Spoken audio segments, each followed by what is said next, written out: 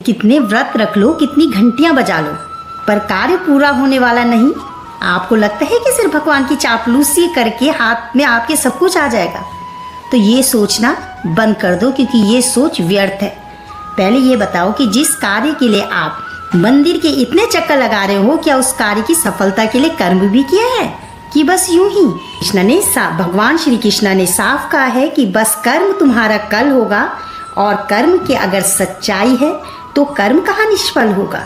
हर एक संकट का हल होगा, आज नहीं तो कल होगा। बस कर्म तुम्हारा कल होगा। कई ऐसे लोग हैं इस दुनिया में, कई ऐसे लोग हैं जो सिर्फ कर्म को मानते हैं। कुछ लोग भाग्य को मानते हैं। कुछ लोगों का कहना है कि कर्म नहीं, भाग्य ज्यादा मायने रखता है।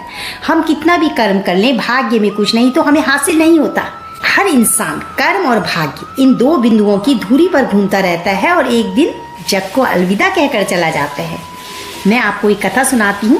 और एक बार देवर्षि नारद जी बैकुंठ धाम गए। वहाँ उन्होंने भगवान विष्णु का नमन किया। नारद जी ने श्री हरि से कहा, प्रभु, पृथ्वी पर अब आपका प्रभाव कम हो रहा है। धर्म पर चलने वालों को कोई अच्छा फल नहीं मिल रहा, जो पाप कर रहे हैं उनका ही भला हो रहा है। तब श्री हरि ने कहा, ऐसा नहीं है देव ऋषि, जो भी हो रहा है सब नियति के जरिए हो रहा है। नारद बोले, मैं तो देख कर आ रहा हूँ, पापियों को अच्छा फल मिल रहा है और भला करने वाले धर्म के रास्ते में चलने वाले लोगों को बुरा फल मिल रहा है। तब भगवान ने कहा, कोई ऐसी घटना बताओ। तब नारद ने कहा, मैं अभी जंगल से आ रहा हूँ। वहाँ एक गाय दलदल में फंसी हुई थी, कोई उसे बचाने वाला नहीं था। तभी एक चोर उधर से गुजरा, गाय को फंसा देखकर भी नहीं रुका, वह उस पर पैर रखकर दलदल लांघकर निकल गया। आगे चलकर चोर को सोने की मोहरों से भरी एक थैली मिली। थोड़ी देर बाद वहां से एक वृद्ध साधु गुजरा। उसने उस गाय को बचाने की पूरी कोशिश की, पूरे शरीर का जोर लगाकर उस गाय को बचा लिया। लेकिन मैंने देखा कि वो गाय को दलदल से निकालने के बाद आगे गया तो एक गड्ढे में गिर गया। प्रभु बताइए, ये कौन सा न्याय है? नारद जी की बात सुन लेने के बाद प्रभु बोले, जो हुआ वो सही हुआ।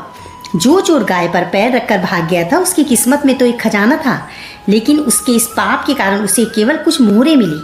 वहीं उस साधु को गड्ढे में इसलिए गिरना पड़ा क्योंकि उसके भाग्य में मृत्यु लिखी थी, लेकिन गाय को बचाने के कारण उसके पुण्य बढ़ गए और उसकी मृत्यु एक छोटी सी चोट में बदल गई। इंसान के कर्म से उसका भाग्य तय होता है।